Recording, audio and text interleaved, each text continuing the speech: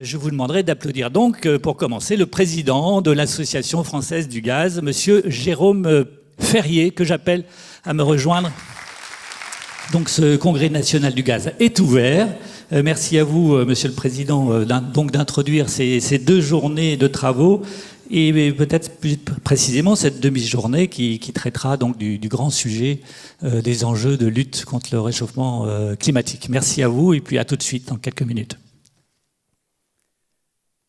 Mesdames, Messieurs les congressistes, chers amis, c'est un réel plaisir de vous retrouver aujourd'hui. Je crois que la famille gazière avait hâte de se retrouver. Ça faisait maintenant 4 ans que nous n'avions pas eu de congrès. Le dernier s'étant tenu en septembre 2013. Alors que la périodicité de nos rendez-vous est tous les 2 ans. Pourquoi, en 2015, n'avons-nous pas eu de congrès national? Beaucoup d'entre vous en connaissent la raison, c'est parce que s'est tenu à Paris, en juin 2015, le congrès mondial du gaz. Nous avions eu le privilège, la France avait eu le privilège d'être élue en 2008 pour assurer la présidence de cette organisation internationale. En 2008, parce que les élections se déroulent toujours en avance pour préparer cette présidence, et comme il est de tradition, clôturer cette présidence, ces 3 années, par un congrès mondial dans son pays et dans la ville de son choix. Pourquoi la France avait été-elle choisie en concurrence sévère à l'époque avec 3 autres pays, le Brésil, l'Espagne, le Qatar, 3 pays qui n'avaient jamais eu la présidence depuis la création de l'institution en 1931, alors que la France l'a déjà eu, vous le savez, et que Paris avait eu aussi son congrès, certes, très longtemps avant, puisque le congrès du gaz précédent 2015 à Paris s'était tenu en 1937. Donc on avait un peu joué sur le fait que Paris méritait bien à nouveau un congrès du gaz, mais tout de même, nous avions déjà, à 3 occasions, présidé cette institution. C'est pas parce que la France est un grand pays producteur, c'est fini, vous le savez, on l'a été, on n'est plus, Gazelac est fermé désormais, et il ne reste plus que quelques productions dans l'est de la France, à partir d'ailleurs de mines de charbon, mais c'est tout à fait marginal. Ce n'est pas non plus parce que la France est un grand pays consommateur, nous sommes au-dessous de la moyenne européenne, vous le savez, vous en connaissez les raisons. C'est parce qu'il est reconnu à la France une histoire gazière, et que grâce aux 2 grands groupes internationaux que sont Total et Engie, nous avons une présence à l'international et nous avons une reconnaissance dans le domaine de l'innovation et de la recherche qui fait notre, justement, réputation dans le monde gazier et qui probablement a été une des raisons de cette élection en 2008. Mais c'est vrai aussi que en 2015, on était encore dans un contexte qui n'était pas très favorable au gaz. Le gaz continuait d'être assimilé aux autres énergies fossiles. On avait beaucoup de mal à se faire entendre, à faire porter nos différences. Et au moment du Congrès mondial du gaz, on était content de se retrouver dans la famille gazière. C'était un succès. Il y a eu près de 4000 participants, une grande exposition. Mais les discours sur le fait que le gaz serait une énergie incontournable sur le futur avaient encore du mal à passer. Et il a eu aussi du mal à passer pendant le sommet climatique de décembre 2015, où pourtant nous avions préparé des arguments. L'Union internationale du gaz avait visé cet objectif en disant on a une carte à jouer, en particulier pour ce qui est de la mobilité propre, du transport, de ce que le gaz naturel et le gaz naturel liquéfié peuvent apporter pour, au fond, clarifier l'air de nos villes et empêcher d'étouffer, qui est un thème qui était déjà très actuel en 2015. Notre discours est resté, il faut quand même le reconnaître, assez inaudible. Et puis il s'est passé quelque chose.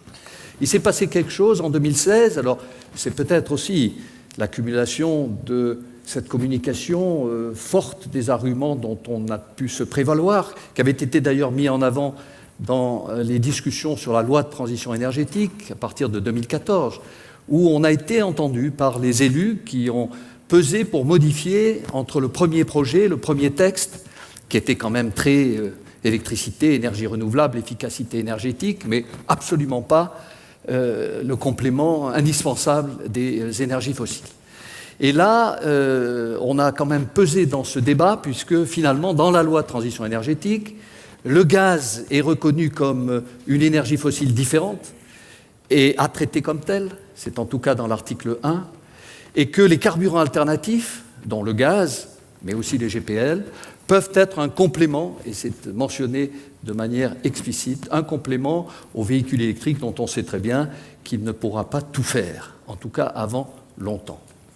Et il s'est passé quelque chose en 2016 qu'on a vu monter en puissance et qui s'est conclu à la fin de l'année 2016 par un moment qui est très important, je crois, pour la communauté gazière internationale, au moment du sommet du G20 en Chine, à Hangzhou, en septembre 2016, où, pour la première fois, le gaz naturel a été mentionné dans les conclusions, les attendus finaux de ce sommet du G20 et où il a été mentionné explicitement dans une des résolutions que le G20 coopérera avec l'industrie gazière la moins émettrice des émissions fossiles.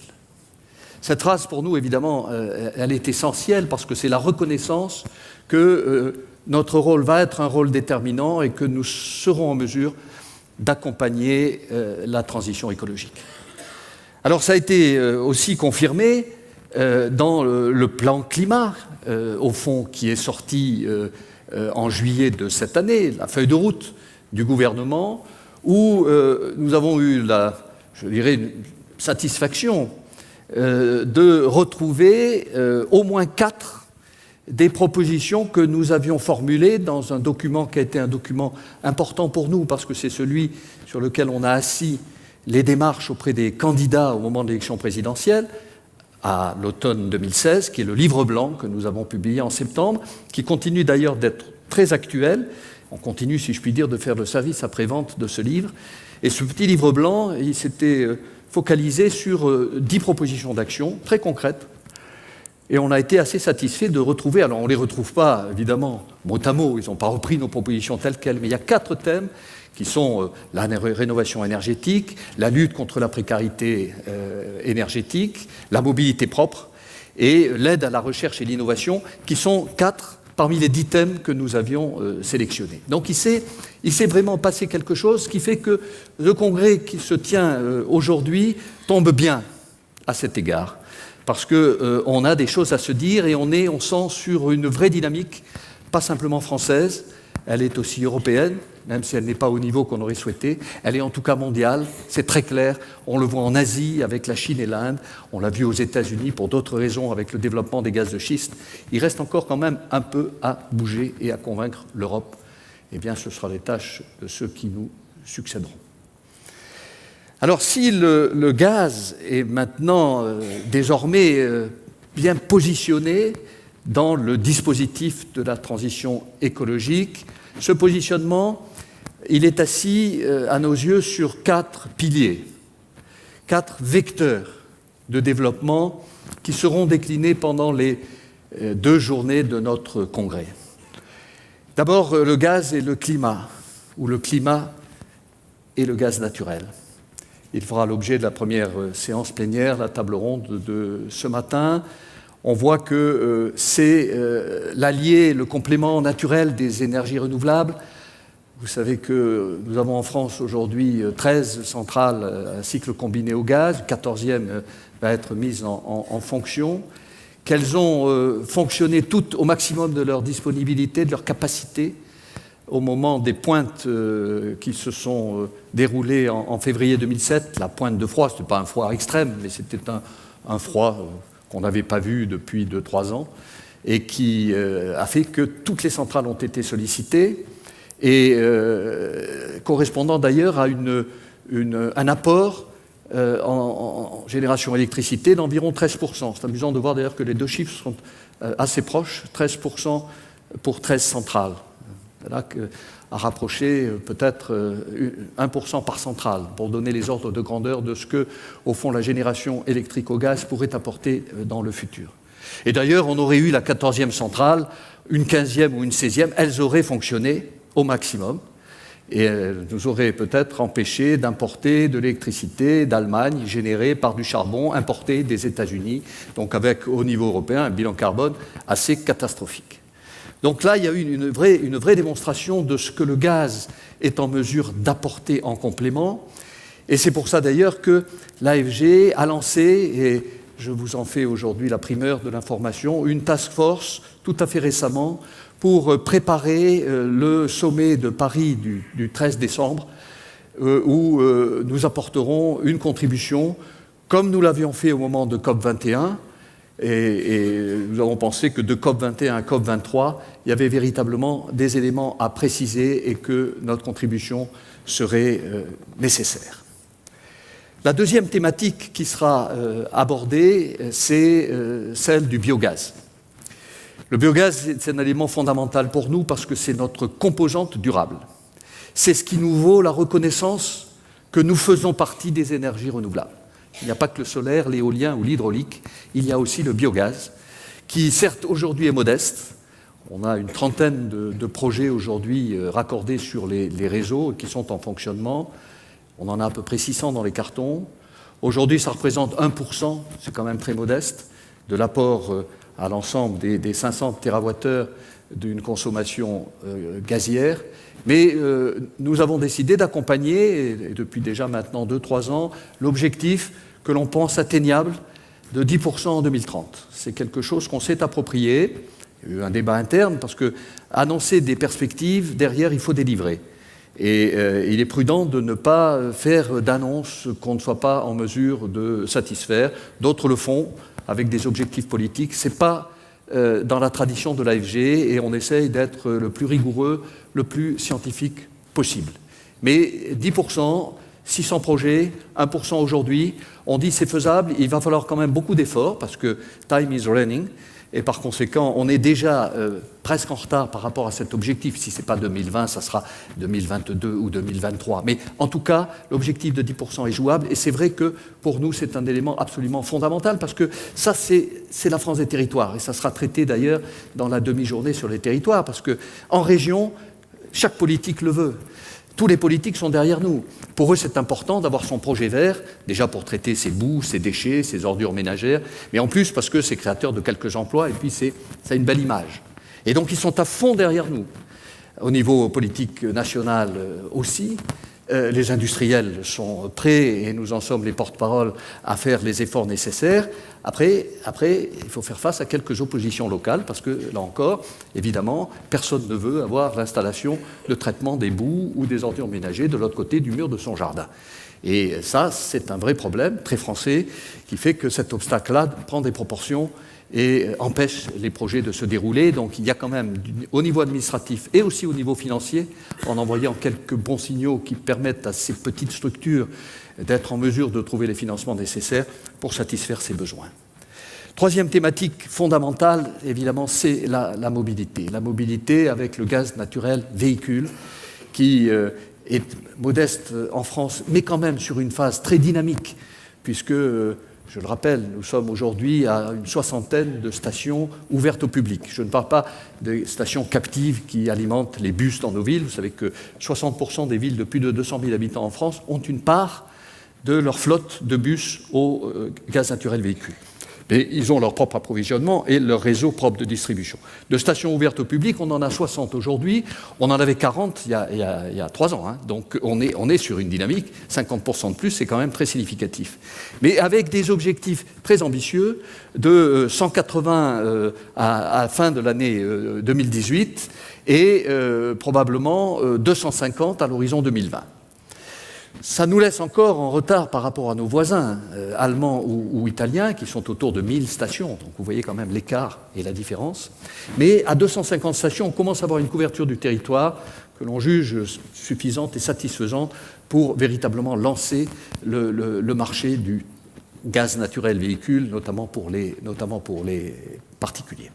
C'est une vraie dynamique. Les pétroliers ont pris position là-dessus. Ça a été un élément quand même déterminant.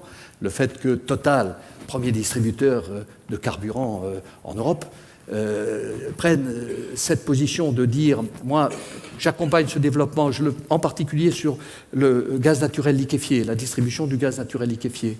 Et je suis prêt à équiper des stations ou construire avec un objectif d'une centaine de stations à terme. Donc sur les 250, c'est quand même considérable la part que Total est prêt à prendre. Il est évident que les prises de position d'un acteur comme celui-là est un élément tout à fait déterminant dans le panorama. Quatrième thématique, qui fera aussi l'objet d'une table ronde dès cet après-midi, c'est le gaz naturel liquéfié carburant marin et fluvial. Là, on est encore plus au début du processus que le gaz naturel véhicule, qui est déjà bien implanté dans les esprits et qui a déjà un réseau de distribution. Le gaz naturel liquéfié carburant marin et fluvial, tout est à faire. Et tout est à faire, je dirais, depuis 2 ans. C'est extraordinaire la manière dont il est venu s'imposer dans le dispositif. Personne n'en parlait. Jusqu'en 2014, personne n'en parlait. Il y avait dans le monde, à part les méthaniers, 75 bateaux qui étaient équipés au GNL. Autrement dit, rien du tout. Et puis il y a eu ces contraintes émises par l'Union européenne. Souvent, c'est de la contrainte que les réactions, évidemment, jaillissent. Cette contrainte mise sur les émissions d'oxyde de soufre dans la zone mer du Nord, Baltique, Manche, et probablement demain sur la partie Méditerranée Nord. Et ces restrictions sur les oxydes de soufre a provoqué une vraie prise de conscience de l'importance du gaz naturel liquéfié, la place que le gaz naturel liquéfié carburant pourrait prendre dans le marin et le fluvial, avec comme aboutissement la création par l'AFG d'une plateforme GNL, carburant marin et fluvial. Les Anglais appelleraient ça un cluster. On n'a pas voulu utiliser ce terme parce qu'il y a déjà le cluster maritime français qui existe, bien implanté, qui fédère l'ensemble des acteurs de la marine. On a donc gardé le terme français, suffisamment explicite, plateforme, GNL, carburant, marin et fluvial, avec tous les acteurs.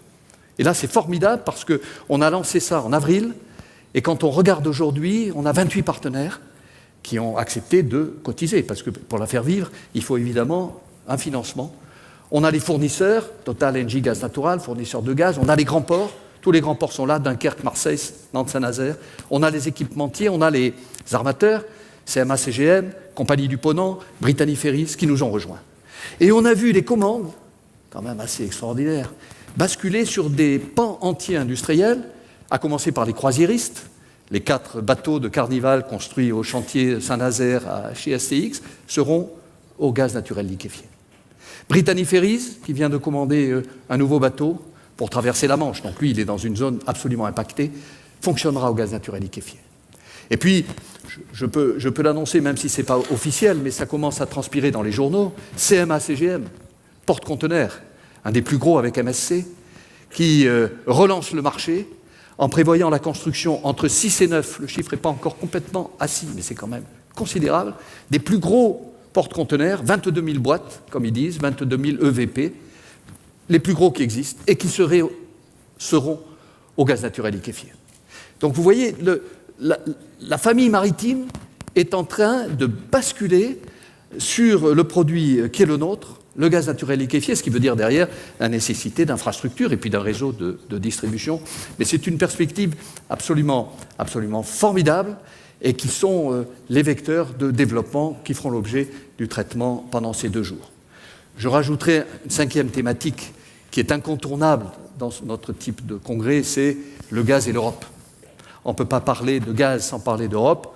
J'aurais tendance, on ne peut pas parler d'Europe de l'énergie sans parler du gaz. Et nous aurons donc demain après-midi une table ronde avec des intervenants qui viendront de ces pays riverains, étrangers, sur le thème de l'Europe qui continue d'être une préoccupation parce qu'on pense que le gaz n'est pas traité comme il devrait l'être. On en connaît les raisons. On sait où sont les niveaux de blocage. Mais il n'empêche qu'aujourd'hui, ce n'est pas encore le cas et que c'est une vraie problématique, et c'est une vraie problématique pour nous. Alors, il faut aussi qu'on réponde aux attentes, au fond. Quelles sont nos pistes de progrès? Et il faut que la profession gazière, l'industrie gazière soit capable de faire face à quelques difficultés, pour ne pas parler turpitude. La première, c'est les émissions de méthane. Les émissions de méthane, pendant longtemps, on a eu du mal. La communauté internationale, je parle là au nom de l'Union internationale du gaz, dont le représentant ici participera tout à l'heure à la table ronde sur climat et gaz, et bien au courant de tout ça. La communauté gazière internationale a eu du mal à communiquer sur ce thème.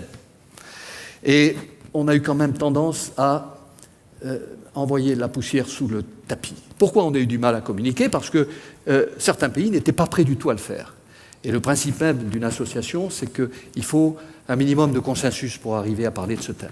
Et ceux qui ne voulaient pas en parler étaient évidemment les plus gros contributeurs et qui ne voulaient pas être montrés du doigt. Aujourd'hui, les choses ont changé, d'abord parce qu'avec les satellites, vous arrivez à identifier qualitativement, si ce n'est quantitativement, où sont les zones d'émission. Et on ne peut plus se cacher par rapport à cette réalité. Et donc, il faut être capable d'identifier, il faut être capable de quantifier, il faut être capable de communiquer. Et puis, il faut répondre aussi à ces questions. Et quand on répond à ces questions, ça permet de relativiser les choses. L'Agence de protection de l'environnement américain, le Environment Protection Agency, EPA, a communiqué un document extrêmement intéressant dans lequel ils ont fait, c'est un organisme scientifique reconnu, ils ont essayé d'identifier quelle était la contribution du méthane à l'effet de serre. Et cette contribution est estimée à 16%. C'est 16%. Mais c'est 16% à comparer à la contribution du CO2 à l'effet de serre qui est de 76%. En mettant les choses en juste comparaison. Et sur les 16% d'émissions de méthane, ils ont regardé ce que l'industrie pétrolière et gazière apportait en termes de contribution, si je puis dire. Eh bien, ils ont estimé que c'était, là, ils ont donné une fourchette, parce que c'est quand même plus difficile, entre 10 et 20%, dont d'ailleurs 75% pour le gaz et 25% pour le pétrole.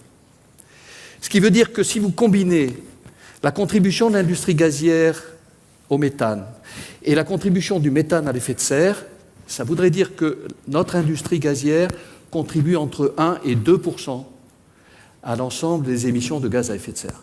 C'est important de citer ces chiffres parce que on fait des efforts et on est prêt à le faire, mais on fait des efforts sur les chiffres qui sont les chiffres de notre contribution, sachant que, vous le savez bien, la majorité des émissions de méthane sont des émissions naturelles dues à la déforestation, dues à l'exploitation agricole, et que notre contribution reste une contribution marginale. Donc il faut être prêt à répondre à ces questions-là, et l'UIG y travaille, et l'AFG apporte sa contribution aux travaux de l'UIG. La deuxième piste de progrès, ça ne vous surprendra pas, c'est le domaine de l'innovation par la recherche. Et là, dans ce domaine, il y a un domaine, je dirais, traditionnel, sur lequel on avance progressivement. Il n'y a pas de rupture technologique, c'est l'efficacité énergétique, c'est la performance énergétique. Des progrès sont faits, ils sont progressifs, des efforts sont continus. C'est pas forcément facile de communiquer parce qu'il n'y a pas de performance extrêmement spectaculaire, mais c'est un effort permanent et continu. Le deuxième thème qui est plus élégant, novateur, sur lequel, évidemment, si ça débouche, là, on a des perspectives formidables, et qui est plus communicant, c'est le power to gas. Cette capacité de traiter une électricité excédentaire en transformant en hydrogène, en recombinant avec du CO2 fatal. Donc là, on est sur un schéma d'une extrême élégance, parce qu'on traite une excédité excédentaire, et en plus, on traite en partie une production fatale de CO2, dont on a bien vu d'ailleurs que le thème de la capture et de la séquestration posait quand même un certain nombre de problèmes. On sait faire, Total l'a démontré à Lac, faisabilité parfaite, et il l'a démontré sur un endroit qui pendant des années a produit de l'H2S et du CO2, donc des populations qui avaient la culture du CO2, si je puis dire. Eh bien, ils se sont heurtés à d'énormes difficultés de riverains qui ne voulaient pas entendre parler d'une réinjection dans un gisement qui avait contenu pendant 60 ans des productions de gaz, mais aussi de CO2. L'idée de réinjecter du CO2, il y a eu une opposition très forte des riverains. Donc, additionné à un coût élevé, parce qu'il faut injecter quand même à 3500 mètres de profondeur, a fait que ce projet dont on a montré la faisabilité, pour le moment, est en suspens. Donc, c'est pas simple, le CCS. C'est pas simple. Le power to gas, on est au début sans doute d'une grande aventure. Il y a un projet en France qui est en train d'être finalisé, à Marseille, sur la plateforme de Fos, qui est promu par GRT Gaz et TIGF, et qui est associé à un producteur de CO2, qui est l'acériste de la plateforme de Fos. Donc, on récupérera le CO2 de ACO et on le combinera avec de l'hydrogène fabriqué à partir d'électricité pour remettre sur les réseaux. Projet Jupiter 1000, il rentrera en fonction en 2018, il faut le temps quand même de le préparer, il faudra attendre qu'il ait donné ses fruits, probablement 2-3 ans avant de générer d'autres projets. Mais là, on a un facteur potentiel formidable. Ça sera une rupture technologique et commerciale évidente. Il faudra un peu de temps, mais on a un thème en plus qui est un thème sur lequel il est plus facile de communiquer parce qu'il est vraiment novateur et il règle un certain nombre de problèmes. C'est clairement à ce prix que le gaz naturel sera reconnu comme partie prenante de la transition écologique qui nous habite tous et à laquelle nous sommes tous sensibles. J'ai commencé mon intervention en disant que le moment était vraiment le bienvenu pour tenir un congrès du gaz. Je le terminerai en disant que la date n'est pas forcément la plus opportune parce qu'elle nous prive de quelques grands intervenants. D'abord parce qu'il y a l'Assemblée générale de l'ONU qui démarre aujourd'hui et par conséquent le ministre d'État de la transition écologique et solidaire qui avait été invité à intervenir est parti avec le président Macron. Et que, dans le même temps, il y a aussi aujourd'hui le départ des assises de la mobilité. C'est important, y compris pour nous, la mobilité, parce qu'on a une carte à jouer, et que la ministre des Transports, dont on avait pensé qu'elle pourrait opportunément venir ouvrir, parce qu'on avait un vrai thème sur la mobilité propre, est mobilisée par les assises qu'elle pilote elle-même. Elle n'est pas à l'ONU, elle est à Paris, et par conséquent, on n'a pas d'ouverture politique, mais bon, on a su s'en passer au moment du Congrès mondial du gaz, c'est dommage, mais tant pis, on peut tout de même réfléchir entre nous. Et j'en terminerai en disant que la directrice générale d'Engie a été conviée par le président à l'accompagner. Il a souhaité être entouré à New York. C'est important pour lui, sa première intervention devant l'Assemblée générale de l'ONU. Il a souhaité être entouré d'un certain nombre de chefs d'entreprise. Et donc, tout récemment, elle a été contrainte, si je puis dire. On ne refuse pas une invitation du président. Mais ça nous vaut le plaisir, et ça me vaut le plaisir, d'accueillir Didier Holleaux, le vice-président. On se connaît depuis longtemps avec Didier. Je l'ai vu arriver chez Gaz de France, Didier. Moi, j'étais chez Elf à l'époque, donc vous voyez, ça remonte à beaucoup d'années. On s'est fréquentés, et je peux dire qu'on a aussi négocié ensemble, mais ça n'a pas empêché de développer entre nous des relations que je qualifierais d'amicales. Et je vous demande donc de l'accueillir, et je le remercie d'avoir accepté aujourd'hui au pied levé, qui est un exercice compliqué.